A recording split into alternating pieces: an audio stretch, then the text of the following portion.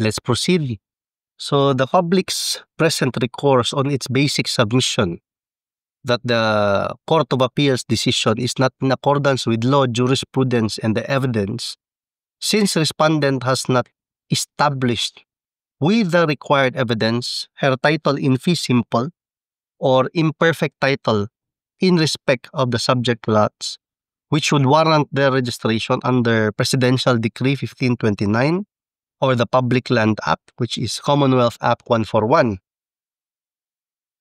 In particular, Petitioner Republic, so the Republic of the Philippines, faults the appellate court on its finding respecting the length of respondent's occupation of the property, subject of her application for registration, and for not considering the fact that she has not established that the lands in question have been declassified. Kaniha declassified or sana reclassified from forest or timber zone. Usually maning madunggan is timberland, no, or forest lands. From forest land or timber zone or timberland, sa magaling imong gusto na parehas na sila, to alienable and disposable property. So kasagaran madunggan nimo ana, no, alienable and disposable, A&D, pasabot na A&D or A&D certification, alienable and disposable. So ako tani i-explain, friends, pero marinindot man pagka-explain there's decision, ato na lang basahon kay mabati. Nindot man diri pagka-explain.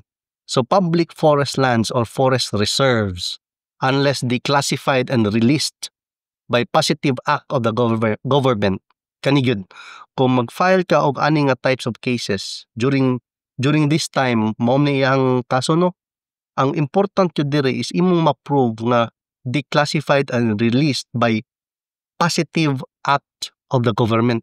So muna ipotanas mo lawyer kung mag-file ka og ani nga type of cases, that you must be able to prove that positive act of the government declassifying or releasing that portion, no, sa kung asa na locate imong property para ma-declassified siya from timberland nga category to alienable and disposable.